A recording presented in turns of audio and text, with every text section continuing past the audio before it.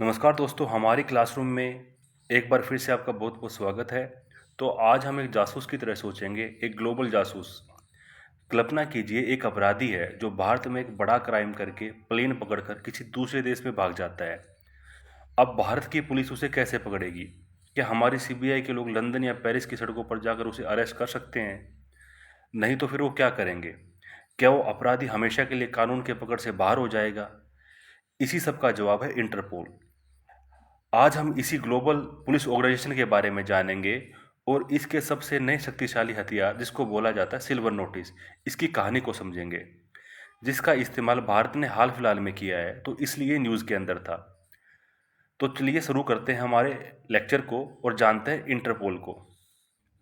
दोस्तों, सबसे पहला सवाल है कि इंटरपोल है क्या। इसका पूरा नाम है इंटरनेशनल क्रिमिनल पुलिस ऑर्गेनाइजेशन।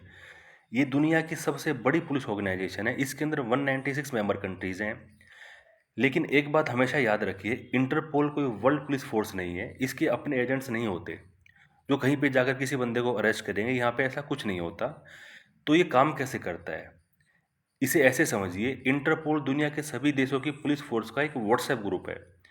इसका काम है अलग अलग देशों की पुलिस फोर्स को एक दूसरे से जोड़ना और उन पुलिस फोर्स के पास जो इन्फॉर्मेशन है उसको आपस में शेयर करना। ये इसका काम है। जैसे कि इंडिया की सीबीआई, अमेरिका की एफबीआई, यूके की पुलिस, जापान की पुलिस, ये सब पुलिस फोर्सेस आपस में कैसे कोऑर्डिनेट करेंगी, ये इसका काम है। इसका जो हेड क्वार्टर है वो फ्रांस के अंदर लियोन में है।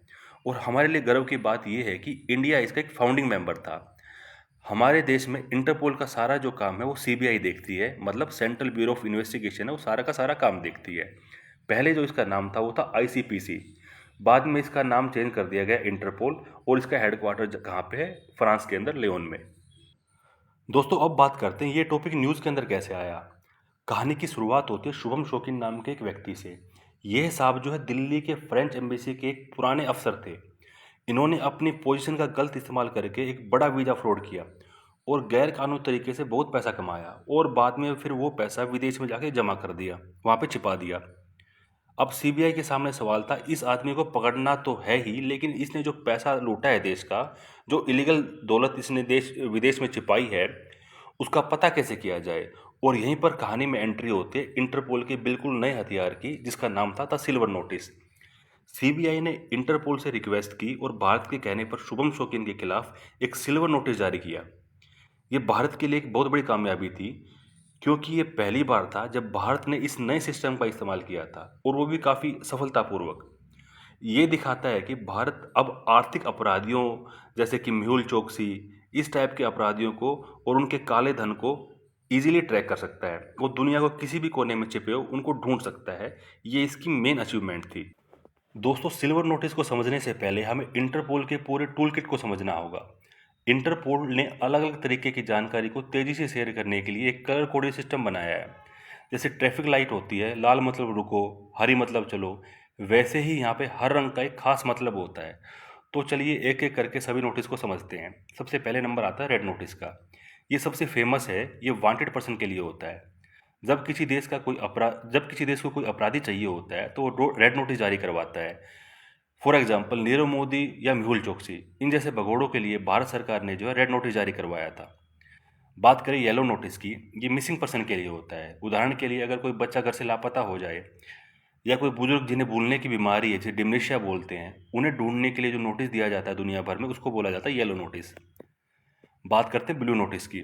ये नोटिस एडिशनल इन्फॉर्मेशन के लिए होता है।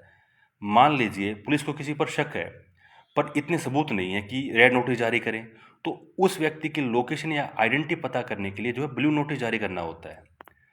बात करते हैं ब्लैक नोटिस की। ब्लैक नोटिस जो है ये अनआइडेंटिफाइड बॉडीज़ के लिए होता है। अगर किसी देश में किसी अनजान व्यक्ति की लाश मिलती है जिसकी पहचान नहीं हो पा रही, तो उसकी जानकारी जैसे कि उसका हुलिया, उसके कपड़े, उसके टैटू, उसका बैग दुनिया भर में भेजे जाते हैं ताकि उसकी पहचान हो पाए। बात करते हैं ग्रीन नोटिस की। ये जो है जनरल वार्निंग के लिए होता है। उदाहरण के लिए, अगर कोई सीरियल क्रिमिनल जेल से छूटा है और पुलिस को लगता है कि वो दूसरे देश में जाकर भी अपराध कर सकता है, तो बाकी दोस्तों को सावधान करने के लिए जो ग्रीन नोटिस जारी किया जाता है। बात करते हैं ऑरेंज नोटिस की। ये इमिनेंट थ्रेट्स के लिए होता है, यानी किसी बड़े और तत्काल खतरे की चेतावनी के लिए होता है। उदाहरण के लिए, कहीं पर बम छिपा है और बम छिपे होने की खबर पता लग गई। तो इस तरह की इमरजेंसी अलर्ट के द्वारा जो ऑरेंज नोटिस जारी होता है। बात करें पर्पल नोटिस की, ये मोडस ऑपरेंडी के लिए होता है। मोडस ऑपरेंडी मतलब अपराधी का क्राइम करने का तरीका। उदाहरण के लिए आपने मूवी देखी बंटी और बबली। बंटी और बबली जैसा चोर जो एक खास तरीके से ठगी करता है, उसका एक ही पैटर्न है। तो उसके क्राइम करने के स्टाइल के बारे में बाकी देशों को बताने के लिए जो है पर्पल नोटिस जारी होता है। और इसी फैमिली के अंदर एक नया और पावरफुल नोटिस आया है, वो है सिल्वर नोटिस। सिल्वर नोटिस जो इसको हाल फिलहाल में ऐड किया गया है, ये क्रिमिनल के एसेट के लिए होता है। मतलब क्रिमिनल ने अपने एसेट्स कहाँ छिपाए हैं उनको जानने के लिए जो है सिल्वर नोटिस जारी किया जाता है। तो उम्मीद है आपको सब नोटिस समझ में आ गए होंगे। यहाँ पे मैं बहुत सारे नोटिस को लिख नहीं पाया, लेकिन मैंने आपको ओवरऑल सारे समझाए हैं, तो आप उनको देख सकते हो, समझ सकते हो। दोस्तों, सिल्वर नोटिस इंटरपोल का सबसे नया नोटिस है। इसे 2025 में एक पायलट प्रोजेक्ट के तौर पर शुरू किया गया है। इसका फोकस अपराधी पर नहीं बल्कि अपराधी के पैसे पर है। इसका मकसद है अपराधियों द्वारा गैर कानूनी तरीके से कमाई गई दौलत, उसका पता लगाना, उसे ट्रैक करना और जब्त करना है। चाहे वो पैसा स्विस बैंक के अकाउंट में हो, या लंदन में कोई प्रॉपर्टी खरीदी हो, या किसी और देश में सोने के रूप में छिपाया हो। ये नोटिस जो है मनी लॉन्ड्रिंग, करप्शन और जो फ्रॉड जैसे फाइनेंशियल क्राइम है उनसे लड़ने के लिए काइंड ऑफ एक ब्रह्मास्त्र के रूप में काम करेगा। दोस्तों, जैसे मैंने बताया, भारत ने इसका पहला इस्तेमाल शुभम शौकीन के खिलाफ किया है। फिलहाल इस पायलट प्रोजेक्ट में 51 देश हिस्सा ले रहे हैं और ये प्रोजेक्ट नवंबर 2025 तक चलेगा। इस दौरान हर देश ज़्यादा से ज़्यादा 9 सिल्वर नोटिस जारी कर सकता है। और एक इंटरेस्टिंग फैक्ट मैं आपको बताना चाहूँगा, दुनिया का सबसे पहला सिल्वर नोटिस जो है इटली ने जारी करवाया था, वो जनवरी 2025 में। और इंडिया ने जो जारी करवाया शुभम शौकीन के केस के अंदर जारी करवाया है। दोस्तों, ये सिल्वर नोटिस इतना ज़रूरी क्यों है?